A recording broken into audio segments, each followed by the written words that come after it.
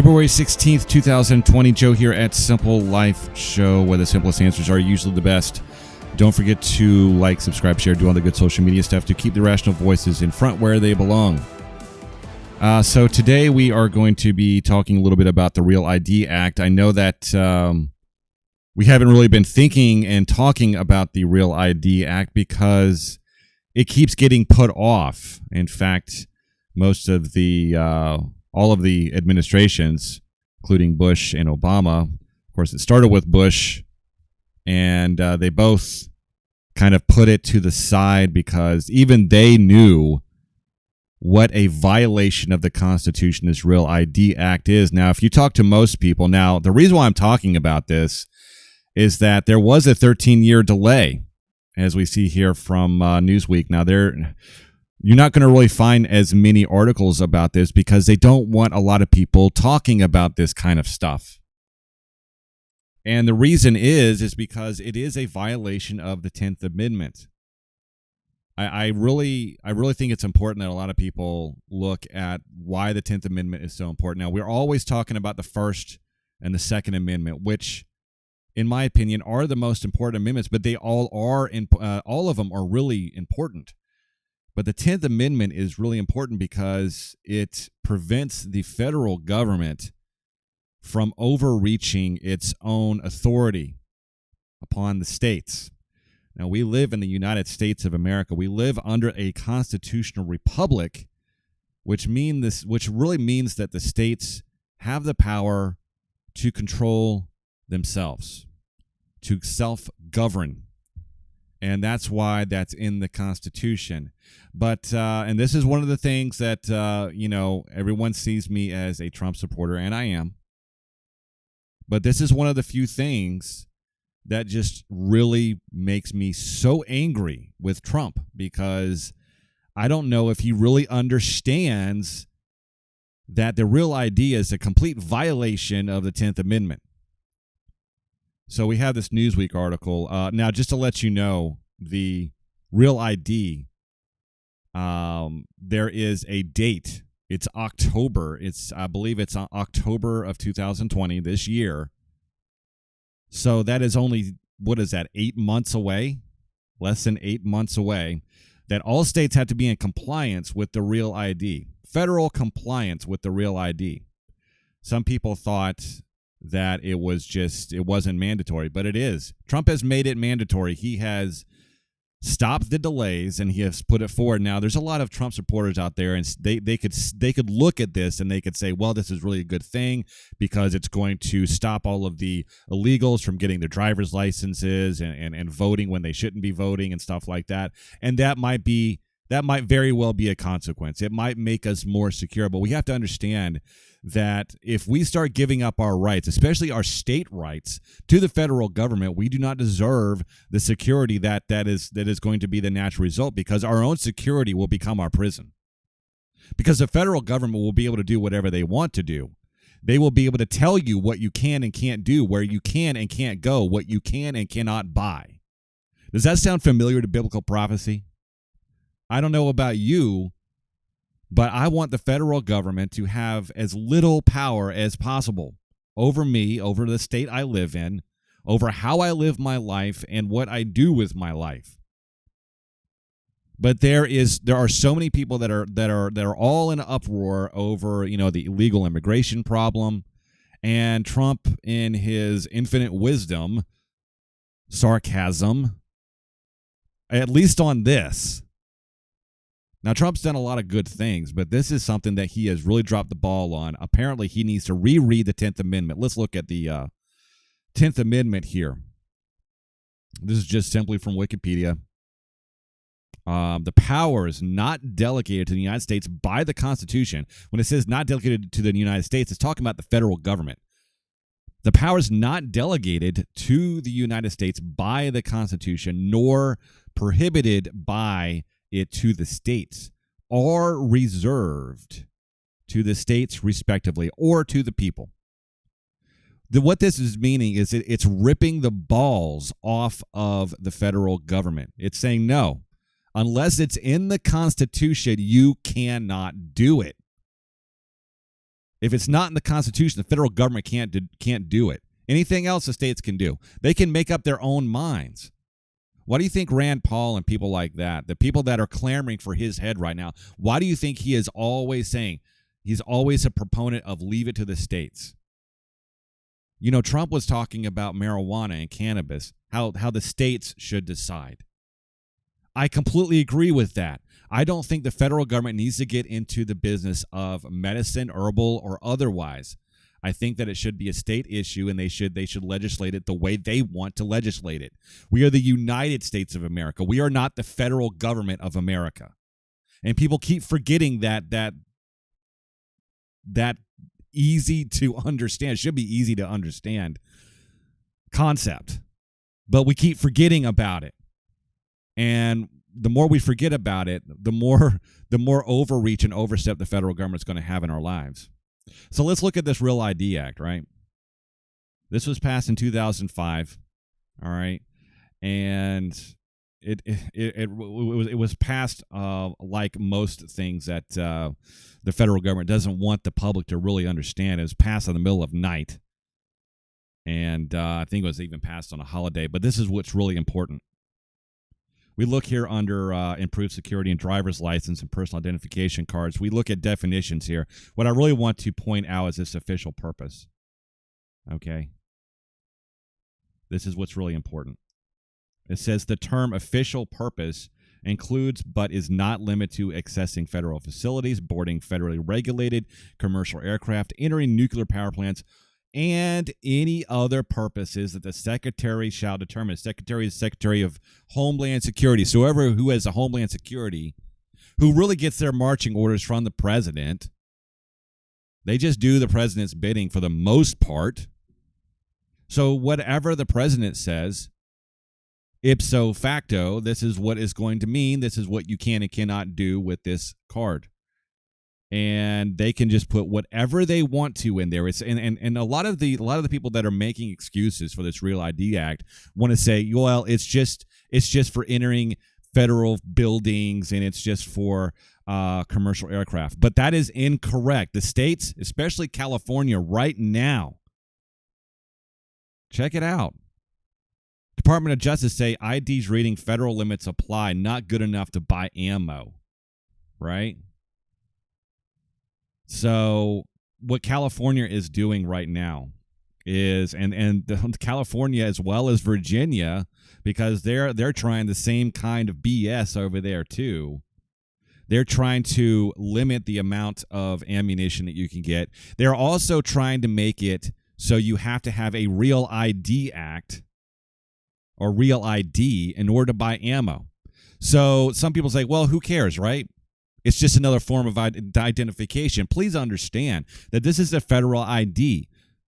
And with a federal ID, you will be part of a federal database, statewide and national database that is going to be tracking, literally tracking how many bullets you buy, how many guns you buy, the date that you buy them, everything associated with them, where you live, it's literally any kind of possible types of information that you can think of. The federal government will have that on you. And if they see, if federal government sees you buying way too much ammunition, they could say, hey, you've had enough. That's it. You shouldn't have any more ammunition. Oh, I'm sorry. I thought I had a Second Amendment. I don't have to have a need of anything. Joe Biden just recently put out a tweet, which I thought was very funny. He said, no one needs an AR-15, period. End of story. We have to get these weapons of war out of our communities. I'm not going to talk about the AR-15, how it's not a weapon of war. I think that people I think Joe Biden really needs to understand that there has been a federal ban on machine guns for quite some time now. You can't buy nuclear weapons either or anything like that. So Joe Biden really needs to understand that.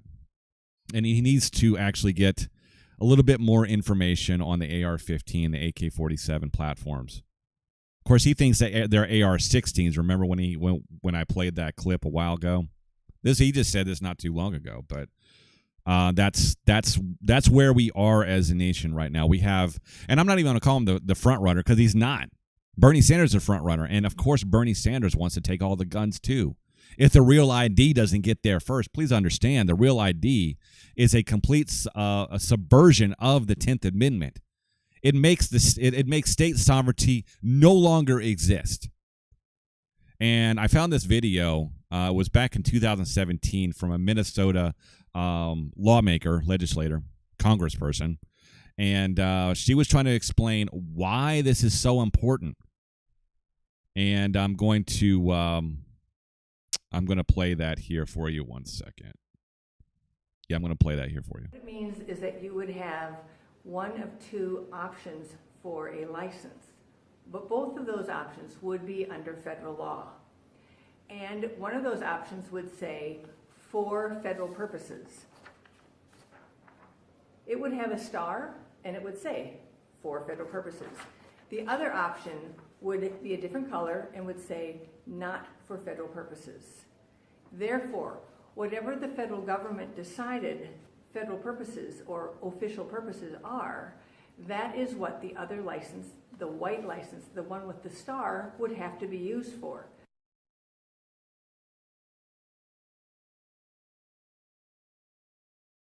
So let's just imagine that the federal government decides that new things are required for your for federal purposes license. Let's just say they decide that access to health care is something that requires a for federal purposes license. Then this is what happens to your not for federal purposes license. Suddenly, what you can use it for becomes much smaller. How about if they decide that you have to use it to register for a hotel, or to get on a bus or a train, or to buy firearms and ammunition,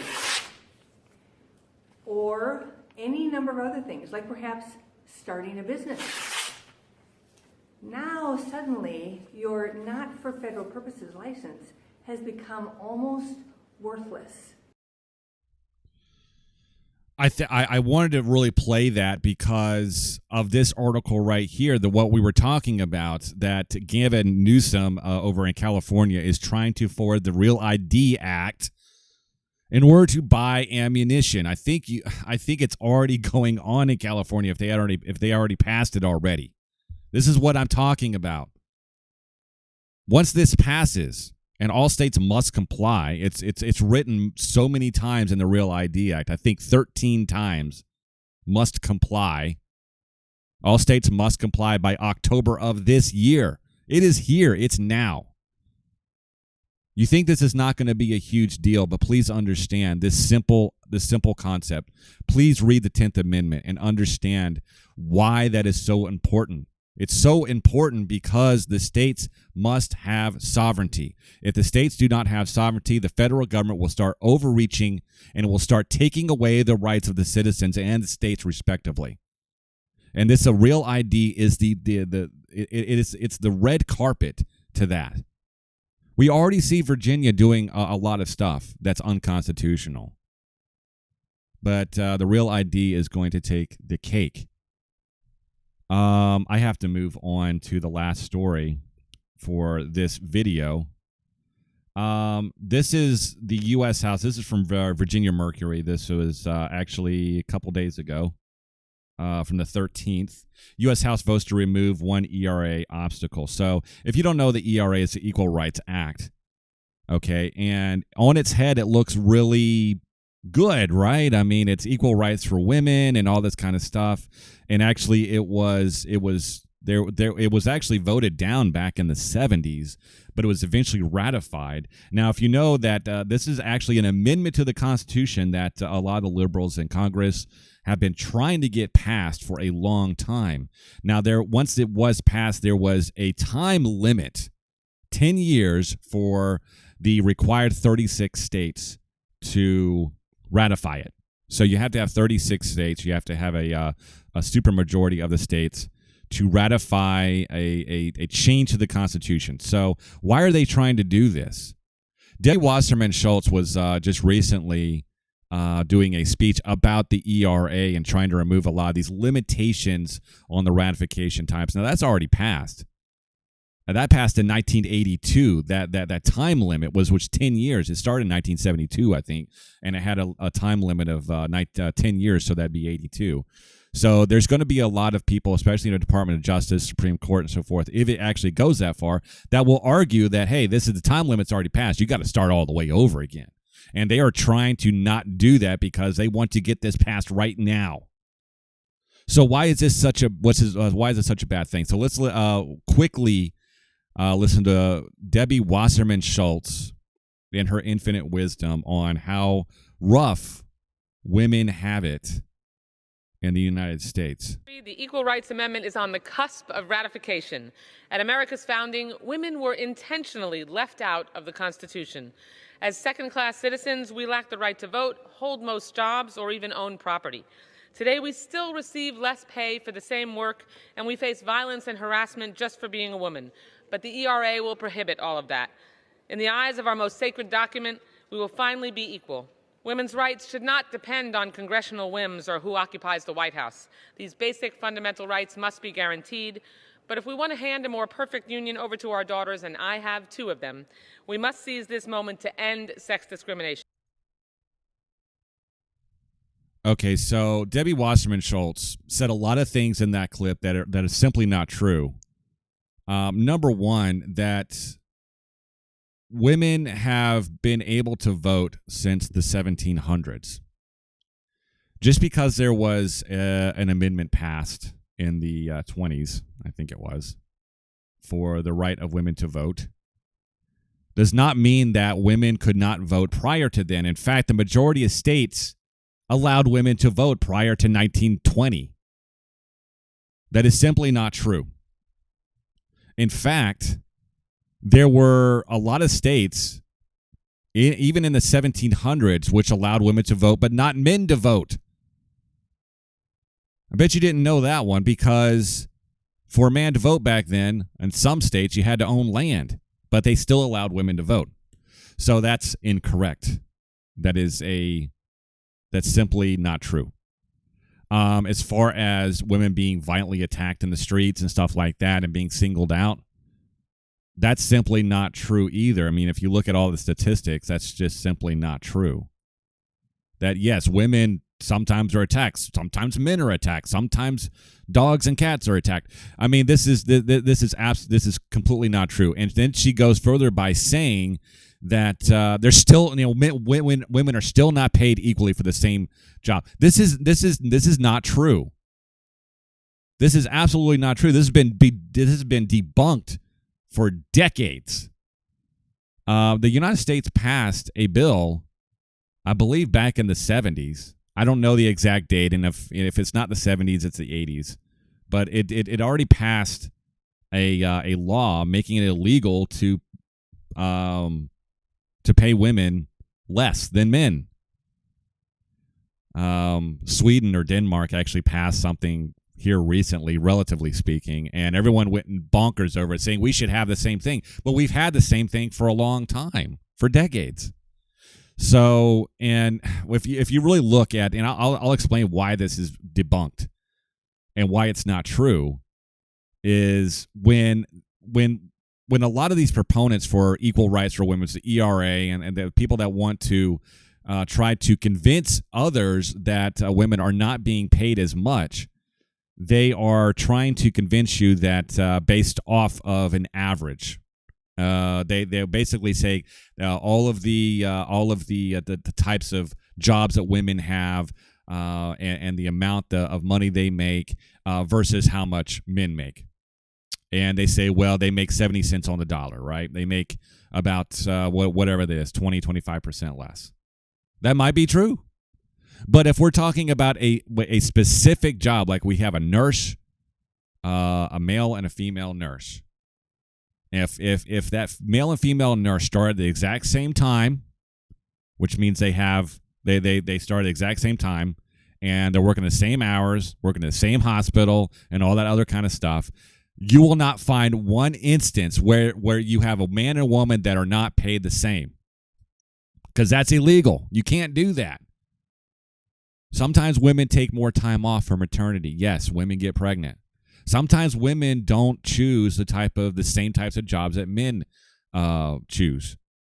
And a lot of times the type of jobs that men choose are more dangerous as well. I'm not saying that women can't do it. I'm just saying that the majority of women simply don't choose those jobs. And that's just a fact. I'm not saying that's a good or a bad thing. I'm just saying if we're going to talk about, we're going to debate certain things, then we really need to set the stage, and we need to set everything in facts instead of emotions. The fact of the matter is that women have a lot of rights, and the passage of this ERA is going to have a lot of negative consequences. And the reason why this has me so fired up is, number one, Virginia is trying to pass all this stuff too. So Virginia and California are really turning out to be the epicenters of this liberal, anti-constitutional explosion that's happening. And we need to focus on these states more than ever. I would have never thought that I had to focus on Virginia. I thought it would have to be more like California and stuff like that, but it still is California. But Virginia is really trying to make a run for the money. They're really trying to take California and run for the money there. It's just, the fact of the matter is that if this ERA does pass, Equal Rights Act does pass, it is a federal, it's a federal thing. It is a constitutional thing. It's not a state thing, it's a constitutional thing, which means, number one, that women will have to enlist for the draft because it's equal rights. That is what's going to happen. I'm not sure if all women would want that, but that's a natural consequence.